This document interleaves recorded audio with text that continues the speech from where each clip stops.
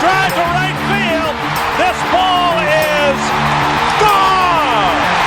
Gone and into the history books. The Seattle Mariners, Felix Hernandez, the 2-2. He got it! 34 years, 119 games. It's finally happened. A perfect game by a Seattle Mariner. It was done by the King. And the 0-1 pitch on the way to Edgar Martinez. Swung on and line down the left field line for a base hit. Here comes Joy. Here is Junior to third base. They're going to wave him in. The throw to the plate will be late. The Mariners are going to play for the American League Championship. I don't believe it. It just continues. My, oh my. And they are going crazy at the Kingdom.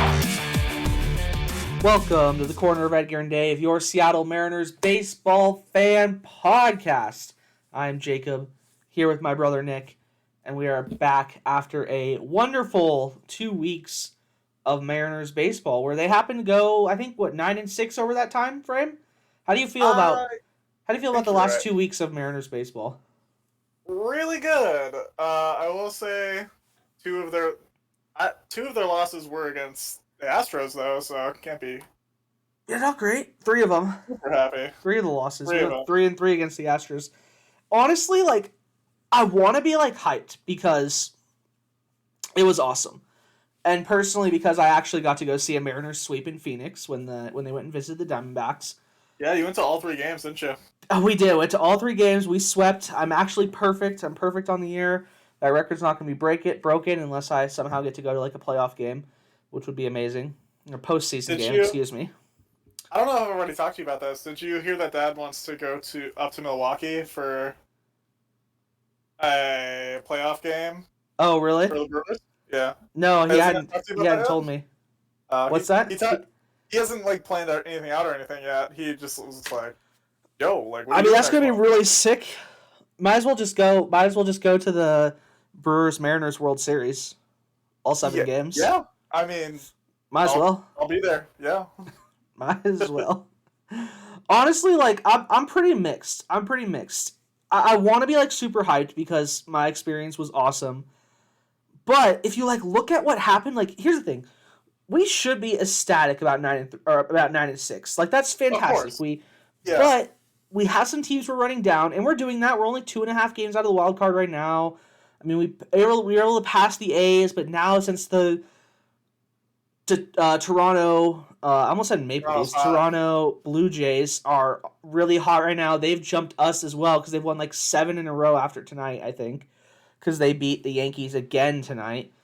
That's not something I feel like we can be too upset about because at this point it seems like we need to be chasing down the Yankees and the Red Sox. Well, it seems like it's going to be now. The thing is part of me is just kind of wish because it's so tight with the 3 of them, that there's one team that would have just ran away with it, and if the Yankees went on that huge run, if they just would have ran away with it and beat down the Red Sox, beat down the Blue Jays, and just left 1 spot available for either the A's or us, I would have been feeling a lot better. But now that it's all, here's the thing, it's all kind of muddled now. Everyone's so close. Literally, hypothetically, there's a world where it's the A's and the Mariners that make the wild card, and none of those AL East teams do, right? So it's gotten really messy now. If we're gonna go crazy with it, we might as well say there's a world out there where Cleveland and the Mariners make it into the playoffs. Probably not. They're 8 games out of the playoffs right now. Yeah, they're far out. They're very far out. Probably not. But I could see a world. I don't know. Maybe we run down the Astros. That seems unlikely, but technically possible. We're looking at I want to say 20 or so games left in the year. Let's see. Our record is at this point is 76 and 64. That means we've played exactly 140 games. So we have 22 games left. So running down the Astros, who were 5.5 behind, would be really tough. But of course, for sure. The wild card, only 2.5 out of the wild card with 22 games left, is incredibly doable, right? You're right, but at this point, so I kind of come at it from a different perspective. I didn't realize this until I was watching one of the games and they were talking about the Blue Jays' path to the playoffs, and I think it's almost a shoo-in that the Blue Jays are going to make the playoffs at this point. Is it because they play the Orioles a bunch? They have a ridiculously easy schedule the rest of the way. It's literally like 9 of their games are against the Orioles. Well, I mean, if you're talking about easy schedules, though, you have to put the Mariners in there, right? They've got a couple against the Tigers or something. Oh, they have the Tigers? I don't know. I was just going to say, if you're talking about like easy schedules, like the Mariners have to be in there. We still have a series against the Royals, a series against the Diamondbacks, a series which is coming up next, right? Obviously, we control our fate against Boston to some extent, right? It's worth noting that we have the most like flexible schedule in the sense that like I'm pretty certain we face the Yankees. Oh, and we're done with the Astros too now. We're officially done with the Astros. We're done with the Astros. Oh, we have another series against Kansas City.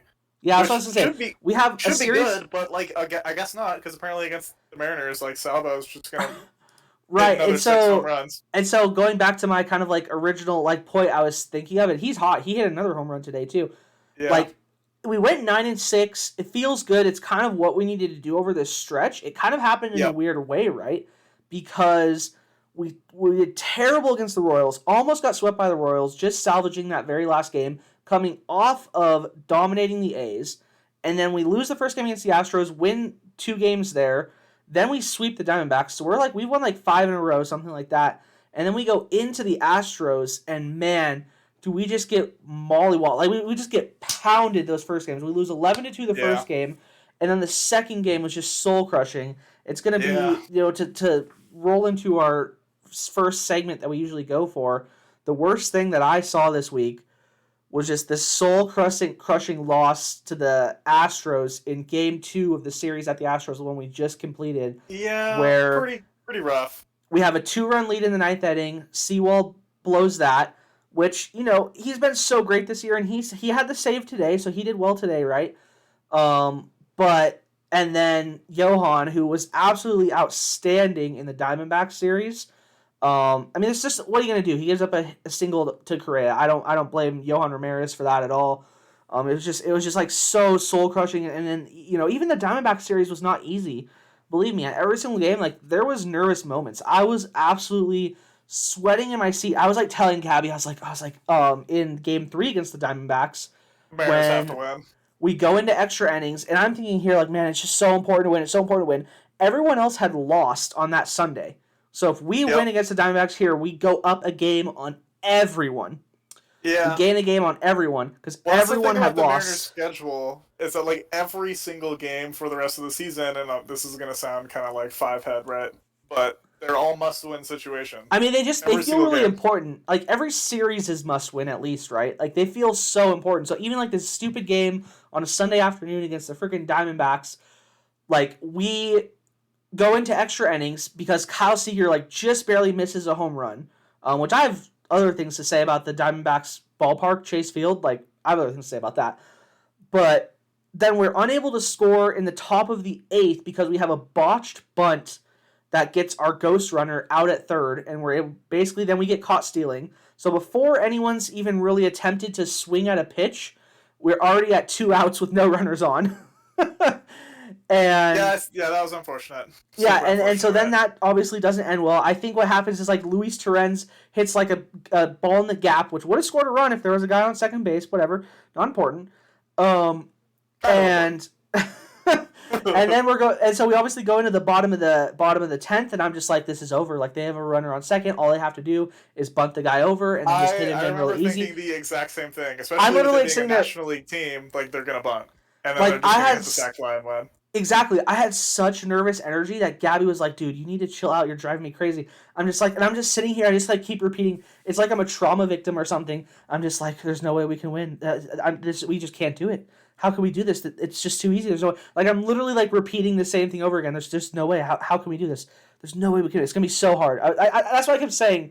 Actually, I kept saying, it's like, it's going to be so hard. Oh my God. It's going to be so hard to get through this. It's going to be so hard to get through this. But freaking nuts on the table, Johan Ramirez, absolute stud. Okay, so obviously they bunt move the runner over to third because they actually know how to bunt. Dylan Moore, what the fuck, like, dude, bunting practice. I think he screwed up 2 bunts in the last week or something like that. That one he just like straight popped. It went like less than a foot or something. The catcher just threw it straight over to third base, and then Johan is able to strike him out and then like ground out or something like that. Like absolutely gets out of the 10th inning. Like when he got that, it was like a strikeout or a pop out. I think it was a strikeout. When he got a strikeout to get the second out of the inning in the 10th, I was like, oh my god, he can do it. He could do this. I could do this. I was so ecstatic. And then we absolutely laid it on him, batted around in the top of the 11th. Yeah, that was freaking fantastic. Yeah, super, super cool series. I will say, I feel like I don't know if I did, and I just like blacked it out. I don't think I got to put in my least favorite thing of the week or my worst thing of the week. No, right? We haven't. Yeah, I haven't given my best thing yet. What's your worst thing though? I gave my worst thing. My worst thing was Paul Sewald blowing that save. That was just tough to see, especially because of the way we had lost the night before. And I honestly thought we were going to get swept today by the Astros. I did too. I respect to the guys, and this might be the best thing I saw this week. Was bounce back. Dude, bouncing back like that. I have a second best thing I saw this week, but definitely bouncing back like that was freaking fantastic. The way they did today. But what was the worst thing you saw this week?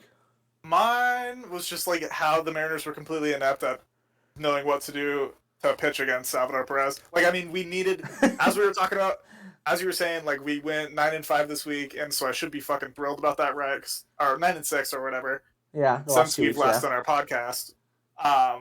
And I should be thrilled about it, but like, it feels to me like there's no reason that we should have gone 1-3 against the Royals. Yes, and especially because two of those games that we lost were like 1-run games where just Salvador Perez actually just took the team and fucking carried him over the finish line, right?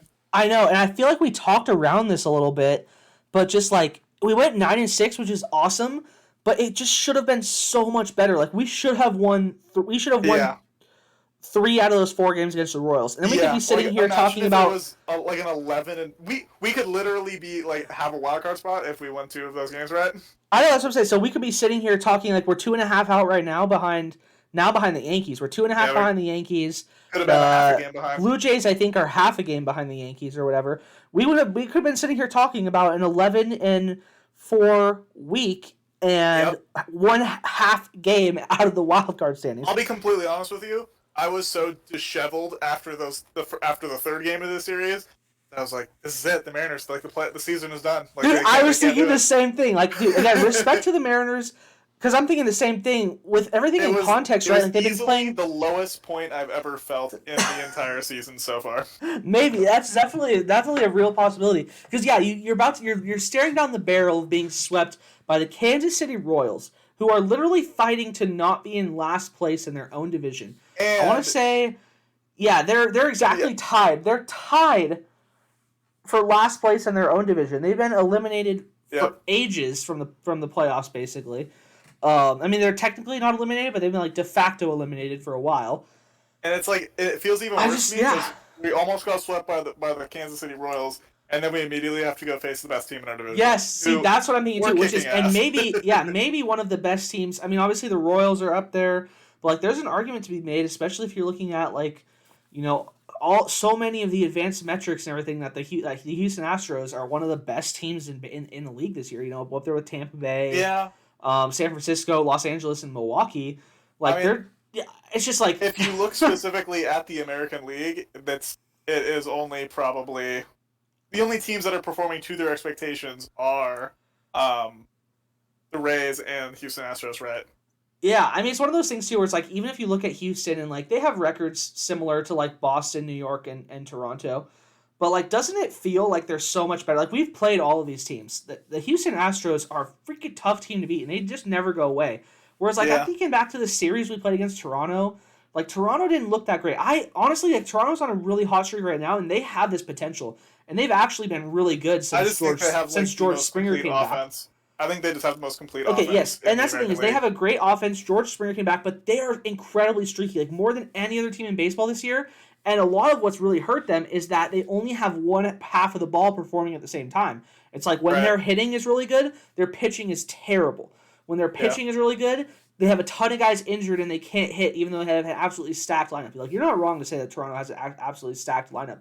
And they play, honestly, they have easy opponents, but I think they have a little bit of what bugs the Mariners is that they kind of can tend to play down and struggle with opponents that aren't as good, and then they're when they're playing the teams that have really good records. I mean, let's look at the series this year that we've been terrible at. Like Detroit, we've had terrible series against. I think we're like one in 5. Yeah, we're like 1-5 against Detroit this year. We did terrible against Kansas City so far. We've done terrible against Texas. I mean, like, I think we did it out, and it wasn't like that bad. But doesn't it feel like we were terrible against Texas this year? Baltimore, we feel like we handled Baltimore. I think at the end of the day we have a winning record against the Rangers. Yeah, we do, but it doesn't like. It definitely feels worse than what 2 or 3 more of those games against. Yeah, absolutely. And I think Toronto has a little bit of that. So the fact that everyone's just like, oh, their schedule's so easy. Like, I'm not giving Toronto anything because they have the exact same bug that we have. And that they can really play down to their opponents. And then the Yankees, talk about streakiness. They go and win, 11, 12, 13 in a row or whatever. And now now they've lost 7 in a row or something. Well, they lost 5 in a row, and they're 2 for 8 in their last 10. They're really getting back to the main. I'm just like, part of it is just like, I feel good about the position we're in, especially, again, I mean, we just talked about it, so I'm talking in circles a little bit, but the schedule that we have it's not as easy as Toronto, but it's not that hard. We play a couple really important series, and then we have a bunch of easy teams to play against. One team that is bad that we've played great against this year is the Angels. We've absolutely smacked the Angels around, and we have 6 games, I think, remaining against them. Yeah.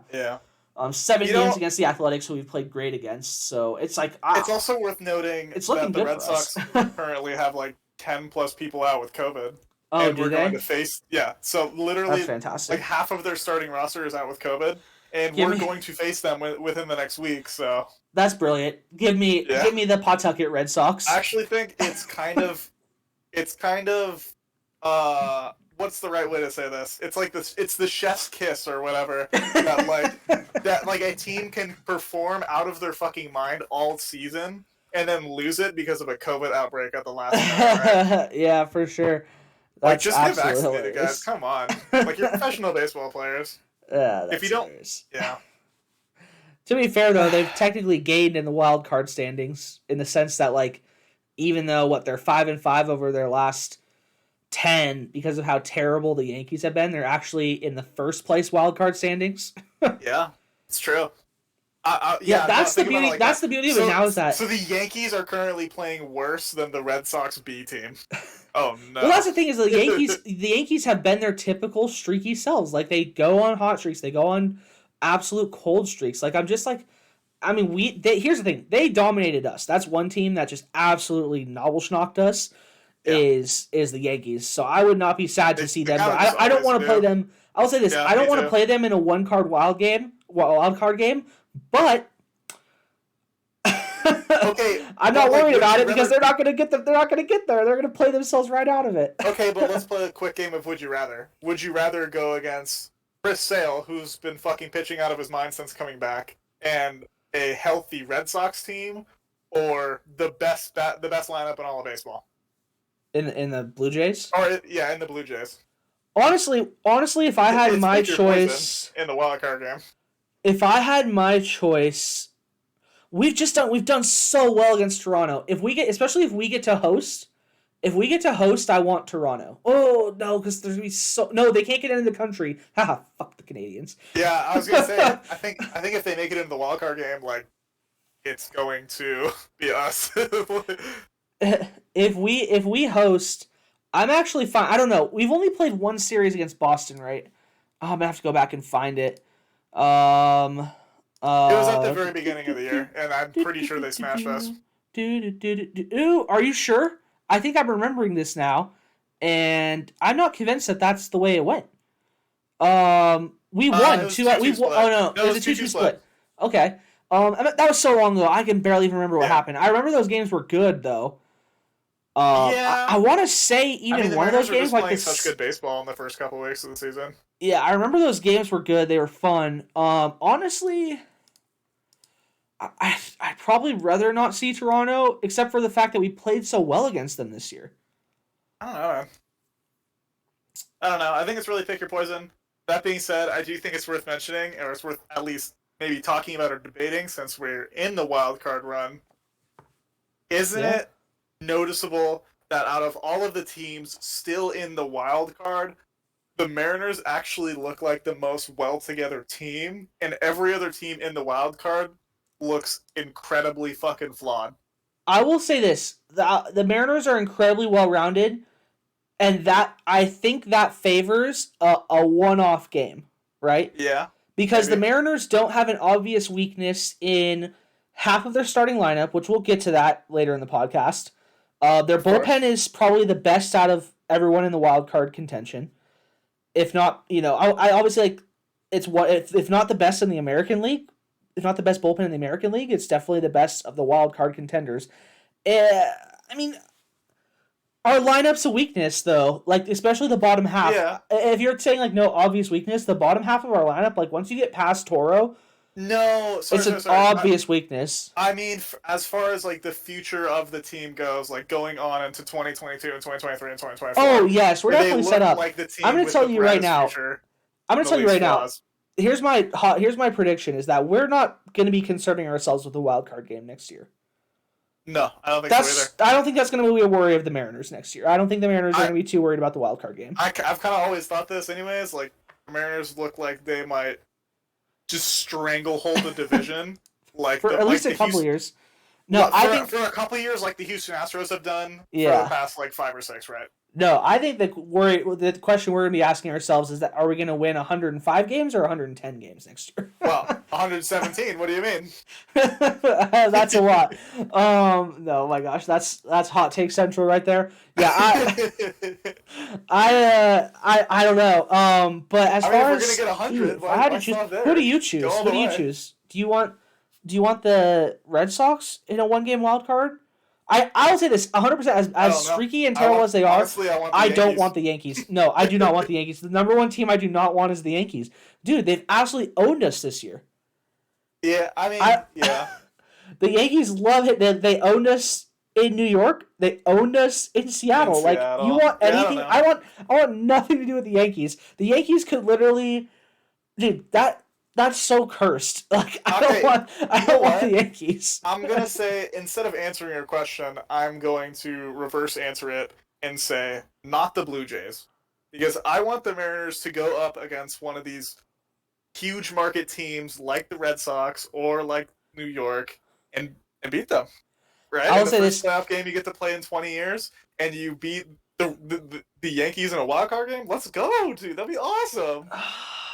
I don't want to see the Yankees, man. Here's what I'll say to end this part of the conversation. What I like about the Red Sox, I'll say this. I think I want to pick the Red Sox. Okay. But with the caveat that Scott Service takes this strategy right here, is that the goal is not to beat Chris Sale. The goal is to work his pitch count. Because he's been injured. He's obviously has a lot of strength left in his arm, right? But he's been injured. Oh my God. And you're not going to get to Chris Sale. This lineup's probably not going to get to Chris Sale. Probably but if you work the counts and if you limit him to only like 5 or 6 innings, then the Red Sox bullpen looks mighty tasty. Like they were good at the beginning of the year, but they haven't been very good the rest of the year, right? Okay, but you're like completely forgetting that it's a 1-game wildcard game, and if they think their bullpen sucks, they're just going to bring in a second starter, and then they're going to bring in a third starter. No, they'll bring in the bullpen, because the thing is too is that no, I don't think that they would just run multiple starters out there. I think that they would play Chris Sale. Their goal is that he goes like 7 or 8 innings, but if you can force him down to like 5 or 6, because this is also the strategy that the Mariners used a little bit against the Diamondbacks, is that the Diamondbacks, one of their strengths was actually their starting pitching. Is that I think except for the second game where they had some like random dude that they just called up, like their starting pitching was actually pretty good. And like they had Madison Bumgarner in the first game, and then in the third game they had this, I can't remember what his name is. It was something Tyler. Something Gilbert. It was Tyler Gilbert. They had Tyler Gilbert in the third game. So that Tyler Gilbert guy is the dude who threw a no-hitter in his very first appearance in the major. Yeah, dude, he's good though. Like he's a pretty good pitcher. So, and the Mariners had to kind of work to get to him, but really the where the Mariners really feasted in this series is when they were able to get away from the starters and get to the Diamondbacks bullpen. That's the strategy, is especially if you have a bullpen like the Mariners and you know that you're solid. And here's the thing, the Mariners have done this all year though, right?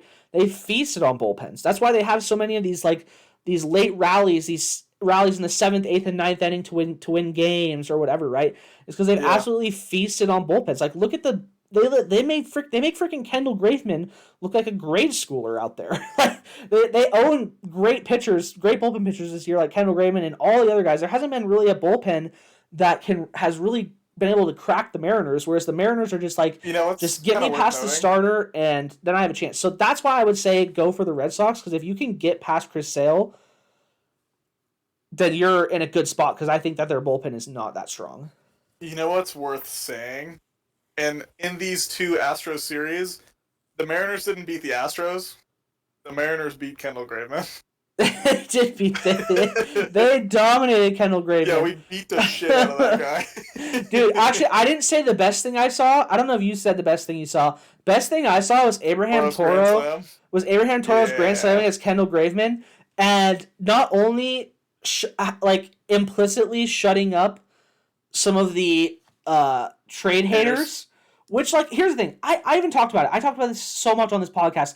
That trade made me feel uncomfortable. But even on the day that podcast happened, before we completed our trade, the trade deadline, I said, I trust Jerry DiPoto. He says he has a plan. And I don't feel good about trading Graveman, but I trust he has a plan. And, I mean, Abraham Toro has been one of our best players since the trade. He's been one of the best in baseball since the trade. But realistically, he's been one of our best players and has been an absolute stud. He had a fantastic week. Yeah, absolutely, or a fantastic 2 weeks, capped off by dominating Kendall Graveman. Yeah. Did you say the best thing you saw this week? No, I didn't. I don't know. I just like watching Mariners baseball. Yeah, just really the best thing you saw is just seeing the Mariners play significant games, and the fact that we actually get to break down wild card scenarios is actually fun. As much as I didn't think I was going to get this as I would be saying this, but my favorite thing was probably bouncing back in the Astros series after getting manhandled by Salvador Perez, right? Yeah, that's true, and they played well that series overall, right? Again, late inning heroics, but that's what the Mariners do, is that, you can call them lucky, and Pythagorean can, say the Mariners are supposed to be terrible, but they know where their bread is buttered. It's try and do as much as you can, stay close, have solid starting pitching to get you to the late innings, and then go feast on relief pitchers. They know what to do. It's fantastic. It's a game winning strategy. It's a winning strategy as long as you can get rid of that starter. I feel like we've been really hampering or talking about this wild card run, which is relevant and we should, right? Mm-hmm. But if we zoom out a little bit, I kind of just want to ask you, so if the Mariners could acquire 2 players in the offseason, one through free agency and one through a trade deal, who would you want each of those 2 players to be? Here's the thing. I think there's a legitimate... Wait, did I can't remember what happened now. Did Chris Bryant sign an extension when he got traded? No. Not as far as I know. Really? I don't know why I thought he did. Are you going to say Bryant for your free agency? Well, that's my first instinct, especially if... And here's the thing. I don't think this is a given anymore, that Kyle Seager is not going to be back. He just hit his 34th home run of the season. I mean, so when he hit when he hit 32 and 33 in that same game, I almost went on our Twitter account and I was almost out of the Mariners so how many more bombs does Seager have to hit before picking up that $15 million? You should have done that.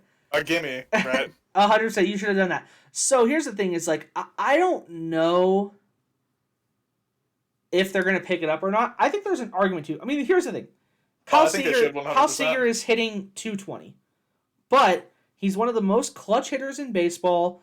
and is absolutely hitting bombs. 34 bombs again. Like, there's no one that's been more consistent and good as a power hitter than Kyle Seager over the last 10 years. So, I think there's an argument to picking up his contract. If they decide they don't want to do that, though, I like Chris Bryant as a target. Okay. Well, before we go on, I need to tell you this, and it might warp your opinion on Chris Bryant and whether you want him to play for the Mariners.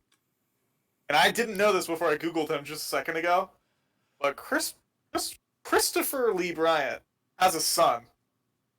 He chose to name his son Kyler. Kyler. Does that change anything for you? No, youthful indiscretions. I don't know. Kyler, like, it's technically a name rising in popularity. Like, I'm sure it wasn't named based off of, like, Kyler? It's not great. It's not something I would ever name my son. He chose a name and was like, someone put a K in my name, so I'm going to put a K in my kid's name. Kyler. Have you ever heard Kyler before? Yeah. Never even considered that as a name before. Yeah, one of the best young quarterbacks in the NFL is named Kyler Murray. He's the quarterback he was a number 1 overall pick. He was also like a first round pick for the Oakland Athletics. So he's a 2-sport athlete. He decided to play football, and he's the quarterback for the Arizona Cardinals. I mean, football, it's a whatever sport, right? Like, that's not our... Yeah, whatever sport. Who cares? Football we tolerate. It's just like, football is just like that thing you, like, sometimes pay attention to in the winter. Off season. Yeah, it's that thing that's like kind of you hear in the background in the off season, right? Like football. Football, but it's there, it's around, like, I don't know. I'm not gonna fall. I'm sorry I went down the path. I'm sorry, Tyler. It's not. Here's the thing. It's not great.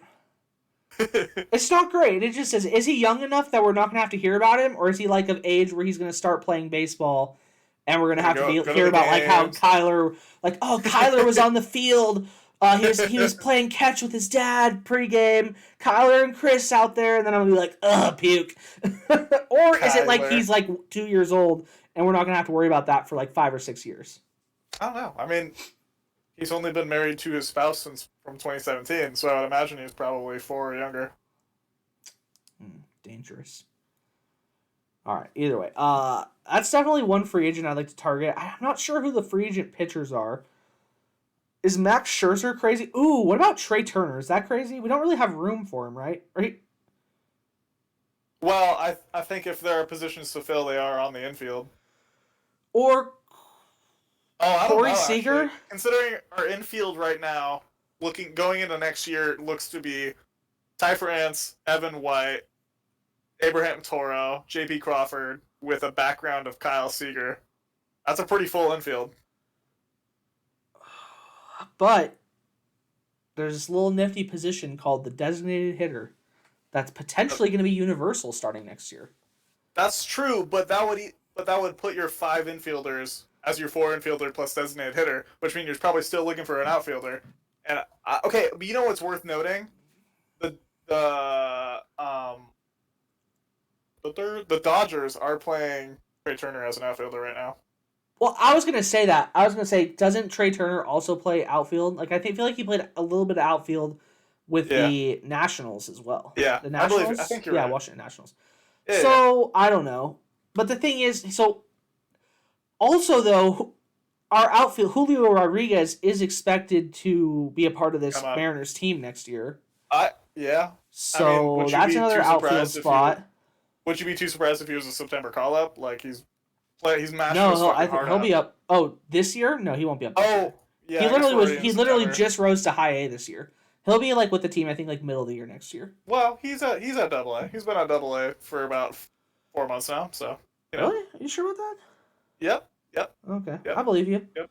Oh, maybe it was Noelle Marte that I saw rose to high A. You are definitely recently? thinking of Noelle Marte. Okay, yeah. Which again, infielder, third baseman. True. I don't know. I guess if all that, maybe we need to pursue like a pitcher as the free agents. I don't know who you trade for. I'm terrible about coming up with trades. Yeah, well, it's basically like what I'm saying is basically pick a player under a contract with another team that you think like, oh, that's cool. How'd they get that guy? When I play MLB The Show, I always end up trading with the Rays, and Yeah, me too. They got a good but system. like when you do that in real life, you only get burnt. Yeah, well, have we really gotten burnt on Diego so far? I'm not talking about Diego. I'm Are just you talking about high or low everyone. on Diego? Everyone else that gets traded. I like Tyler Glass now. I don't. Really? I mean, have you seen his metrics post sticky stuff ban? No. They're not good. He's much worse now that he can't tack up his hands. That's beautiful because the Mariners love guys like that. They love guys who are not worth as much statistically, and then they can come and fix something mechanically. That's all they do. Definitely getting away with cheating, and then no, but I'm just saying, like, he's probably a good pitcher. He just needs to fix something mechanically or with his mindset or something like that. And like the Mariners are freaking gurus at fixing broken things, like especially broken pitchers. Well, that's like all they do. Hitters. No, that's what I meant. Broken pitchers. They're gurus at fixing broken pitchers. Like, so your trade is Tyler Glass now? You could trade for anyone in the entire American or National League, and you're going to go for Tyler Glass now? Well, I'm trying to think of a realistic trade. I'm not just going to be like, yeah, send Cody Bellinger. send over one of those Walker Buellers. Dude, Cody Bellinger has actually been terrible this year. Yeah, I'll take one. I'll take one Lucas Giolito, please. Hey, send him right down. You know what I will say? I'm pretty certain that Cody's going into free agency at the end of the year. I mean, you could probably buy low on him right now, right? Maybe. I don't know. You don't see a team He's a former MVP. He'll get like a legit deal. You think so? There's not going to be any buying low. I don't think so. Okay. All right. I mean, everyone. What are you talking about? You know, Josh Donaldson has been the buy low guy for like 4 years, where teams just like will not give him a contract, and he goes to fucking the Twins or whatever, and just mashes the fucking cover off the ball like, give me a contract. And at the end of the season, they're just like, no, we're not doing it. Yeah, he'd just be chilling though. I don't know. I don't know what to think about that.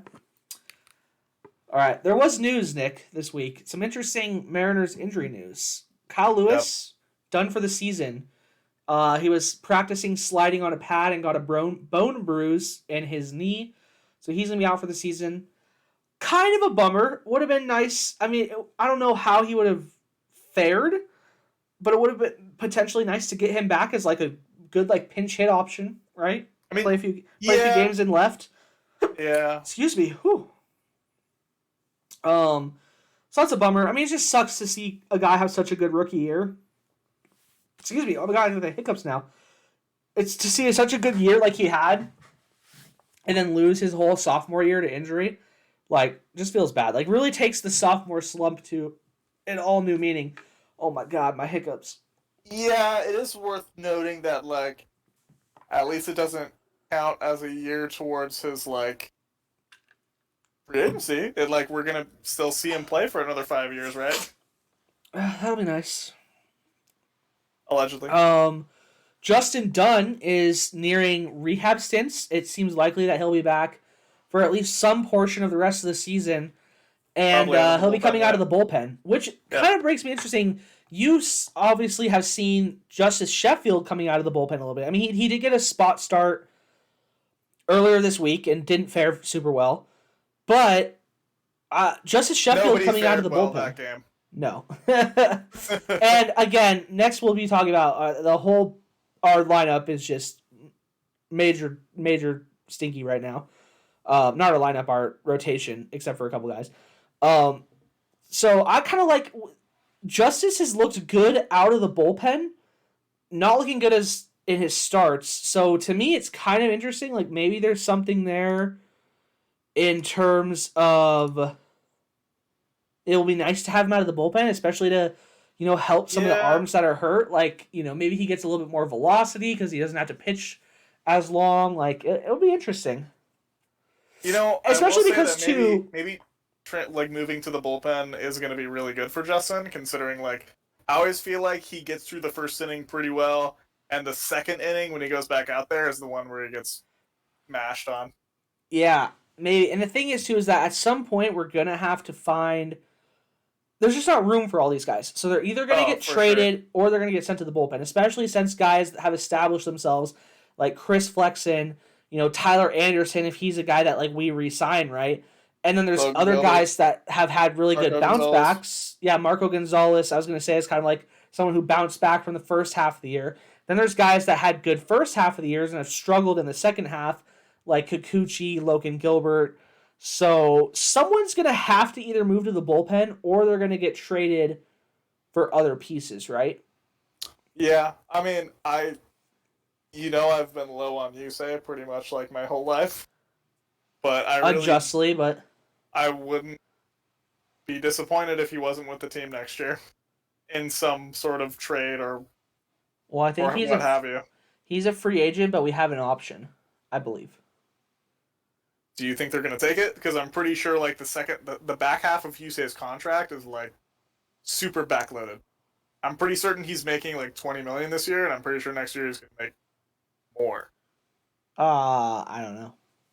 So here's the thing, though, is that we have a club option, which I didn't realize. Someone would offer him those numbers, though. So it's like that's just the going price for Yusei. Yeah. You think someone's going to offer Yusei $25 million? Yeah, he was an all-star. He was an all-star this year. There's no way he's making $25 million. All-star is literally just like a useless title. No, but he was our best pitcher in the first half of the season. Like he had a great first half of the season. That's debatable. It's not really even debatable. Back in the day. Yes, it is. Even back in the day, I remember saying that like I still thought Chris Flexen was better than Yusei in the first half of the season. I mean, that's fine for you to think that, but debate me if you want, but salaries. He's making 17 this year, and he has a player option though. There's a 16.5 million player option and a 16.5 million team option and a 13 million player option. And then we also have team options up through 2025. So we actually potentially have control over him for another 4 years at a $16.5 million price point. Nah. Which is less than what we paid this year for him. So I'm good. I'd consider it. I wouldn't. I'd consider it. Especially because, he had a really great first half of the roster. Well, you don't necessarily need room. Like, what do you need room on the roster for? Your big free agent signings that we're going to be going for this offseason. I mean, I guess so. If that's the case, if that's the case, then sure, right? But I don't know. I mean, I think maybe there'll be like some one or two good players that want to come play with a team that's filled with talent like the Mariners, but I don't see why Yusei isn't a part of that. I don't know. Maybe he's not. Maybe I'm crazy. Man. Anyways, I know that you watched the condensed version of the YouTube game on YouTube today. They actually played on YouTube the last 2 days, right? I don't think so. Oh, I thought I watched the second game on YouTube. Maybe they did, but I watched it from the Root Sports broadcast, and the entire time they're like, just want to let you guys know there's going to be no Root Sports broadcast tomorrow. It's going to be through YouTube. And I was like, okay. Guess I won't be watching. So the YouTube broadcast, I feel like we've talked about this before, but this was one of those times that because I was at work, I really sat down and was watching, the YouTube broadcast, and I kind of listened to them a little bit. I switched back and forth between the radio feed with Goldsmith and Rick Riz, and then the YouTube feed. I know that you mostly got the YouTube feed when you watched your version of the game. Well, what were your thoughts on YouTube? Does YouTube need to go away? It's not going to go away, but does it need to go away? I'm gonna open this up with, well, here's a guy who knows how to hit a baseball. Well, here's a guy. Well, here's a guy. Well, here's a guy. Stop saying, well, here's a guy. You're a professional, fucking sports broadcaster. Start a sentence in a different fucking way. Jesus Christ, it up, man. Mix it up, baby. Mix it up. That's a good point. I will say this. Maybe I just it's something that really frustrates me, because anytime you watch any of the ESPN shows, I barely ever watch them, but anytime I do watch them, almost every single sentence someone has to start, well, here's a guy who, well, here's a guy, and it's like, guys, stop. I think for me, maybe this makes me a bad sports fan, but I love the fact that we get to listen to like a home broadcast, like guys that really know Mariners baseball for, I like that as well. 155 games a year, right? However many games Root Sports and 710 Well, ESPN it Seattle feels get. like you're experiencing the journey of a baseball season with them.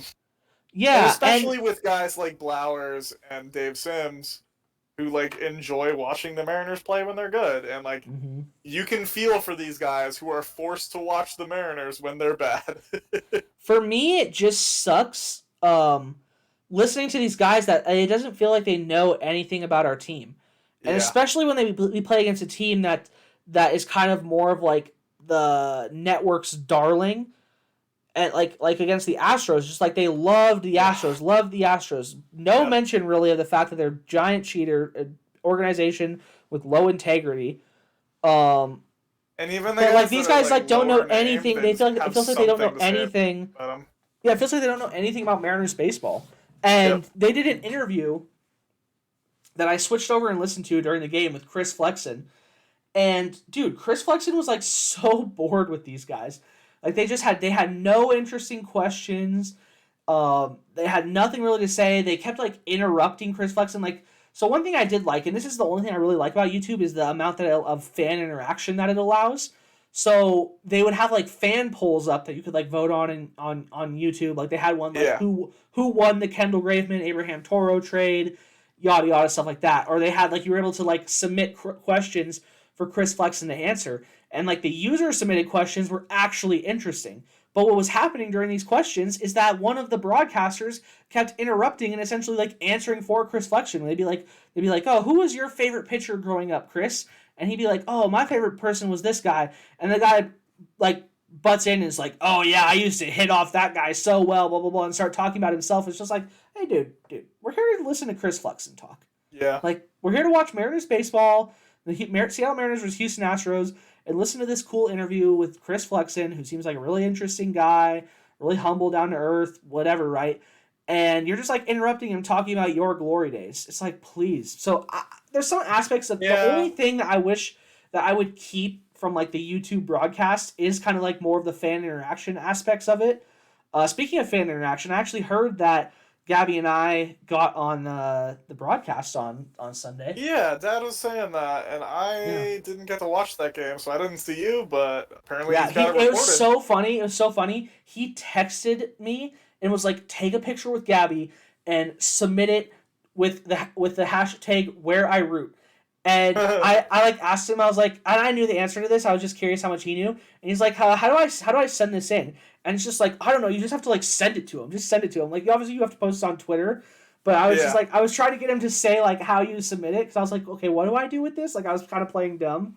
I wanted him to be like, just you have to call them or text it to him or whatever. He watches like every game. He should have that fucking memorized. Yeah, but I don't think just use the hashtag where I root. I don't think he gets the concept of Twitter and hashtags though. Oh, he's just like you have to post this. But he like told me to. He like sent me the message, like pre-sent the message, basically like, oh, say that you drove from El Paso. And yada yada yada. So I like basically just did what he said, and he's like you just were on TV in the top of the 8th inning, and I was like, okay, I'm glad, I'm happy for you. Honestly, like I could have cared less, but like he was excited about it, so I was like, I'm happy about that. Yeah, that's cool. I think it's one of those things where it's like it's generational. Where like it was cooler to be on TV before than it is now. Yeah. And I'm not saying it's not cool to be on TV because obviously it is, right? But for me, it was just like it made me happy. It made me happy that it made him happy. That was good enough for me. No, that's cool. Plus, I totally knew too. I was like looking at other people that had submitted on the hashtag, and I was like, oh, we're gonna get on TV for sure.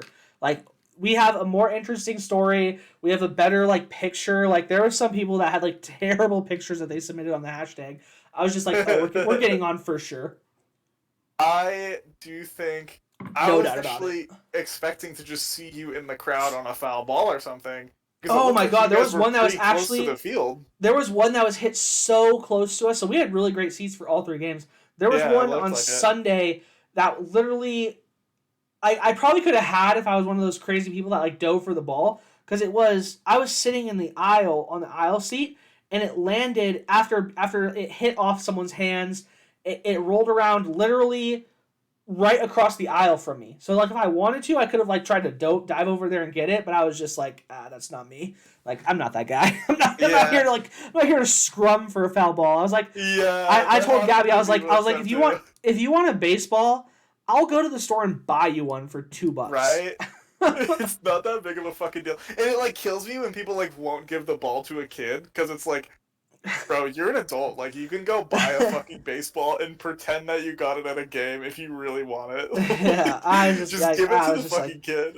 I'm like, I'm not here to scrum. I'm not here to get like elbowed or break something or like get hit in the head for a stinking baseball. Like that's just even if I like, it's too much to me that like if I fucking bruise my hand, it's like not worth it to me. Like, so a while back, me and Mandy went to a Mariners game, and we were sitting pretty good seats in like the seats that Dad used to get from Pepsi, right? Yeah. And a ball shot up like a fucking cannon, like straight up into the air, and started coming down like straight at us.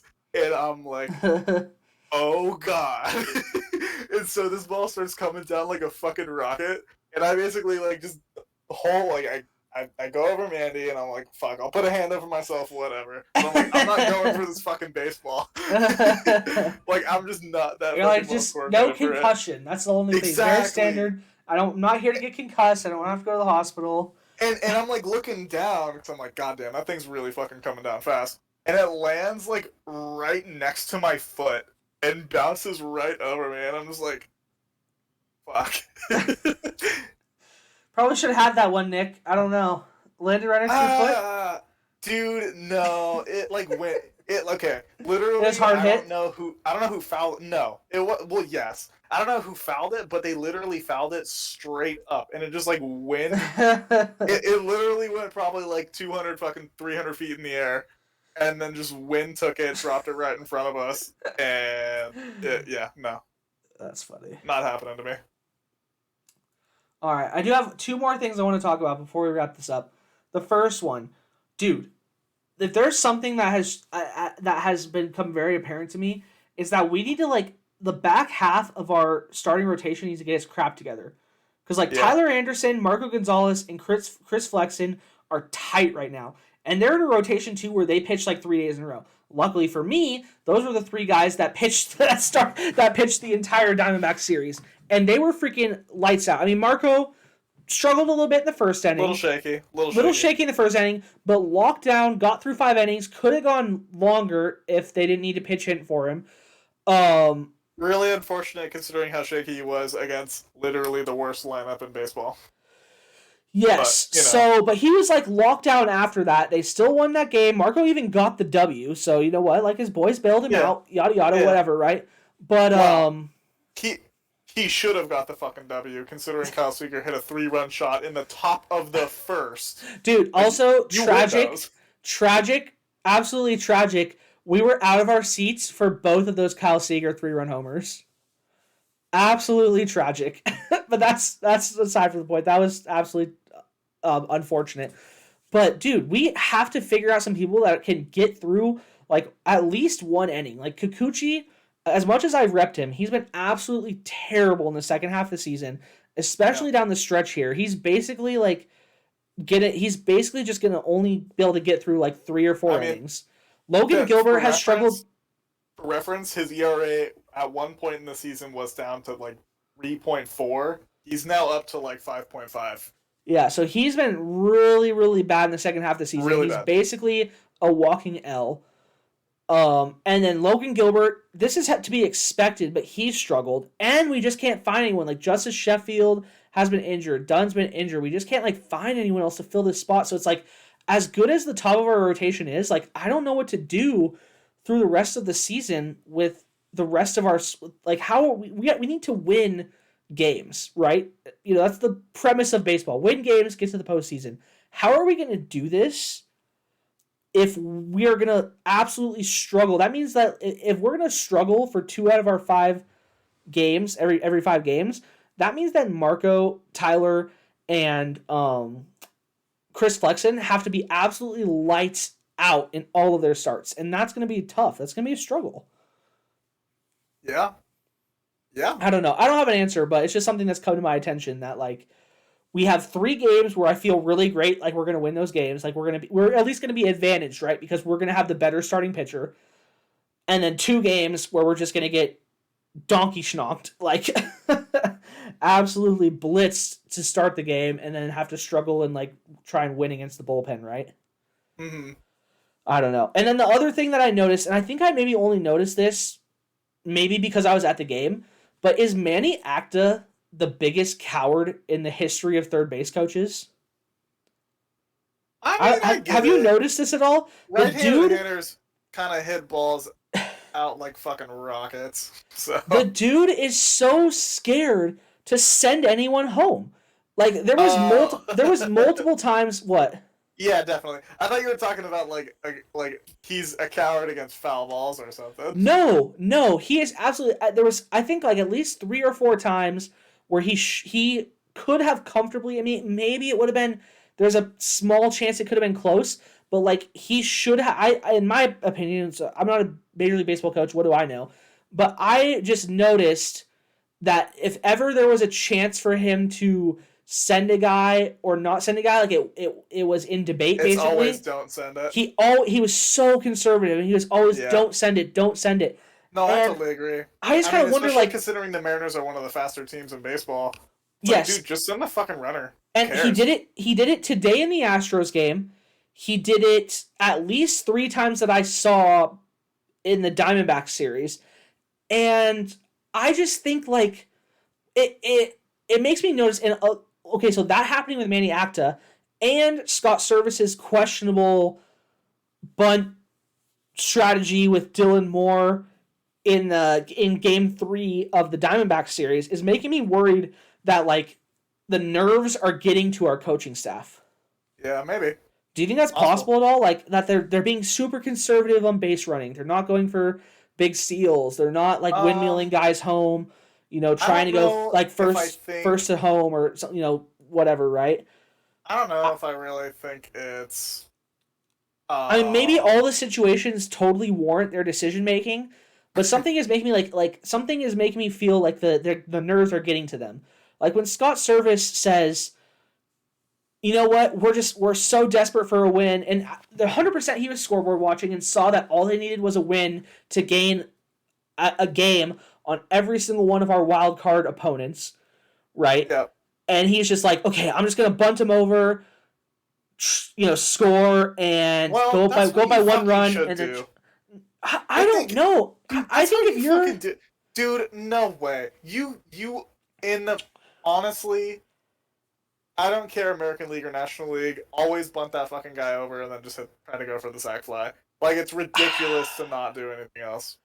I don't know. I don't think so. I think maybe it depends on who it is. Like, maybe if you're facing, like, their number 1 reliever or something like that, like, yeah, play a little bit of small ball. But if you're just facing, like, some average schmuck from the Diamondbacks, like, hit the guy. Especially with our team, where even Scott Service said, because they had some bunting practice before the game yesterday, is like, oh, we're not bunting that much, but I'm going to want to bunt in close situations, so we're going to do bunting practice. It's like these guys they don't play in a league where bunting is the thing that they do regularly, right? So why in these big pressure situations are we going to say we're going to completely change our game strategy, the thing that's got us here so far, hitting bullpens, blah, blah, blah, blah, blah, right? Instead, we're going to play small ball. We're just going to bunt, right? Like, no, the Mariners have been a team that hit that's super timely about hitting. They hit with runners in scoring position. That's been their offensive identity this entire season. They're not a huge home run hitting club. They're not a huge average hitting club. They're very much a situational hitting club. And it's not bunting that they're doing. It's being clutch in clutch moments. So, I don't know. I just disagree with Scott Service on the bunt. I disagree with Manny Acta on how conservative he's been on sending guys, home on hits to the outfield and stuff like that. Like, maybe I'm wrong. I could be 100% wrong. It's just something that's caught my attention the last week, is that it seems to me like they may be playing with some nerves, and then, like, playing outside of themselves because of these nerves. Maybe. I mean, it's possible. Who knows? All right. I think it's time to wrap it up, Nick. We do just have to give our 2 MVPs of the week. My honorary MVP is Abraham Toro. I think he's been a beast. But I think you're not going to like my actual MVP. I want to give my actual MVP to Yohan Ramirez. He got his first career win. He was absolutely nuts in the Diamondbacks series. He not only got the save in Game 1 by not allowing a single run in the 10th inning with a ghost runner on second, but then he did it again in Game 3, where he was able. We had to prevent a run to prevent us from losing Game 3, and he was absolutely nuts, shutting down the Arizona Diamondbacks. He did the only place where I think you could argue, and he got his first career win on that game too, is that he did give up that hit to Carlos Correa. I don't really fault him for that though. Like Paul Sewald should have got the save yesterday in Game 2 against the Astros. For sure. And with a he'd 2-run already lead, he'd already been like, I just respect that Yohan Ramirez comes up and like Scott Service is like, yep, you're a high leverage situation guy. If Paul Sewald has already been used or is not available, like you're the guy. That's and he pretty stepped much the up role into he played last year. Yeah, he's like stepped up to it though. Like the thing is, for a guy that doesn't spend a lot of time at the major league level, I freaking respect his ability to step up in key spots and pitch really well. Yeah, I don't know. I think he's like he's a fireball pitcher. I like to think of them as like high roll pitchers. Yeah, and that's fair. He rolls high in those high leverage situations, which is really nice for the Mariners, and it's a really good result. But I feel like a lot of baseball is really, people look back at baseball really results orientedly. Yeah, and I don't like that. Like when I look at Yohan Ramirez, I just see some dude who like has no idea where the ball is going every single time he throws it. I disagree. Okay, I think that's true a lot in the past. I think that's been true a lot in the past, but I think he's been a lot better this year, in my opinion. He's been a lot better this year, especially his control. He's still got the velocity. He's still got like the spunk, but I think his control has been a lot better. I think it's a little unfair to say this year that he's not sure where it's going to go. Also, I mean, we've only seen like 2 or 3 games from him this year. He may be a high roll pitcher, but the Mariners are a high roll team. Like that's just the way it is. That's what I'm talking about. Like the clutch factor of this team, the whole like memes with like fun differential and stuff like that. Like which we haven't even talked about on this podcast yet. Which is like, it's a crime to not talk about the fun differential. We will. Okay, we'll have to save that because we gotta wrap this up here. But like the Mariners are if Yohan Ramirez is a high roll pitcher, he's on the right team because the Mariners are a high roll team. The Mariners are out here just nat 20s and 19s and 18s. Like that's just their life.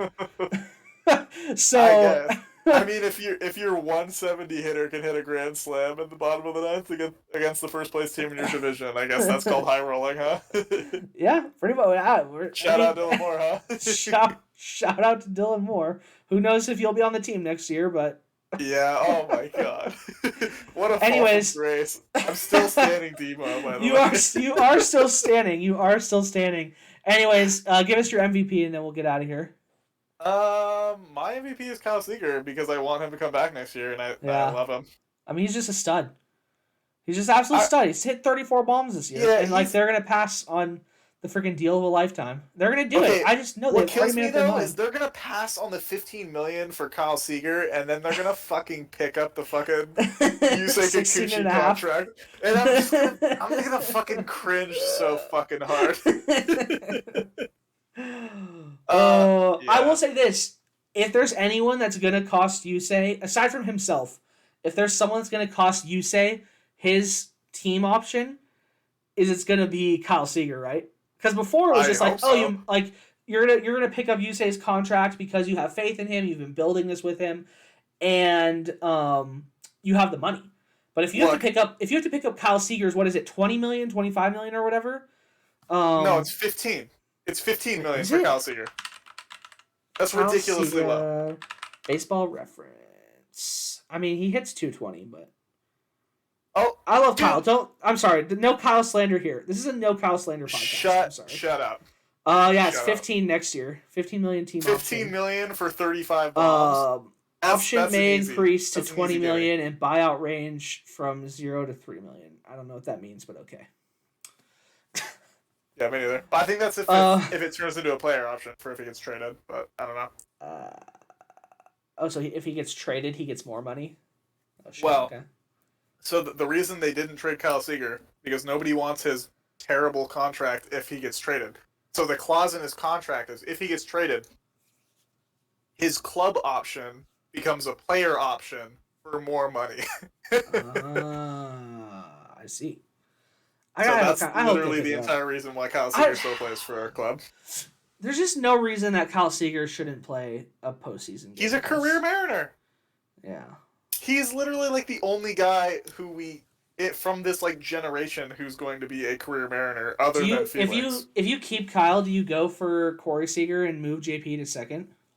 Yes. Or do you move Corey to second? Do you move Corey to second? If you pick up Kyle, I don't care where you put Corey. You pick up Corey just for the fucking storyline. Yeah, the memes. Yeah, like that's anime shit right there, right? It is anime shit.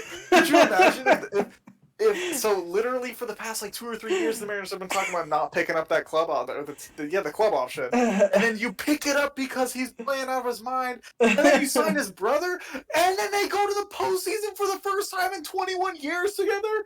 Oh man, that shit forever. The 30 for 30. What if I told you all it took was a second Seager? All right, Kyle Seager, that's a great. I mean, if you get 2 3-run homers in a single game, you get Player of the Week. That's fair. Yeah. All right, that's gonna do it for us. Appreciate everyone listening. You can always find us our podcast on YouTube and everywhere else where podcasts are. YouTube, Spotify. We don't do the call to action very much, and honestly, like. It's whatever. I don't really care about it. It's not really made. I feel like so much of this we just make it for us. Yeah. And it's less about all that. But if people enjoy it, like that's cool. I think we have a few people that listen somewhat regularly. So appreciate y'all. I will say it is pretty funny. So a lot of the time, or not all the time, but sometimes I'll go home and Mom's like, "So how do I play that podcast again? I want to listen to it while I'm in the car, like Pokemon." I'm like, Mom, no, you don't. It's about Mariners baseball. Yeah. You know that thing that is on TV when you leave to go play Pokemon? Yeah, it's that. There's a reason you're not there watching it. Yeah, there's a reason you're not playing Pokemon. Mom, though, if you didn't make it this far, I'm sorry that Nick is such a potty mouth. I mean, what are you gonna do? Yeah. You raised him. She's 3.5 seasons in. Like she should know by now. And she's 25 years into my life, so 2.5 seasons. This is the middle of the 3rd season. Well, almost done actually. Whatever. Yeah. All right, that's gonna be it for us. We'll catch you next time. Hopefully, maybe next time we pod, the Mariners are in a wild card spot. Yeah. Yeah, that's the goal, right? That's the goal. That's the dream. Let's set that goal for us right now. This is the goal. If we don't make it, we're failures for life. Mariners have to be in a wild card spot. I will absolutely set that goal for something that I have no influence over. Yep, that's it. That's the pillar of goal making is, unachievable or goals that you have no control over, like unreasonable goals. Yeah. That's the pillar of goal making right there. Yeah. All right, that's it for us. Go M's. Go M's. There's a drive, deep right field, say goodbye. Hey, Lloyd, do some delivery for the truck.